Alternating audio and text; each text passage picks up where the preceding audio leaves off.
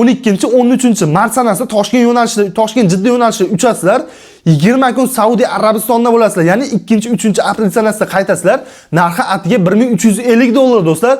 Bunaqa narx 20 kunlikka juda yo'q. Ya'ni oddiygina 14 kunlik umra safarlarini ham o'zi hozirgi kunda $1200-1150 bo'lib turibdi.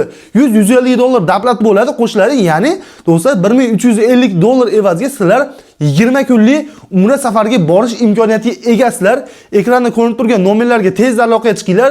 O'zingizga xohlagan savollaringizga javob olishingiz mumkin.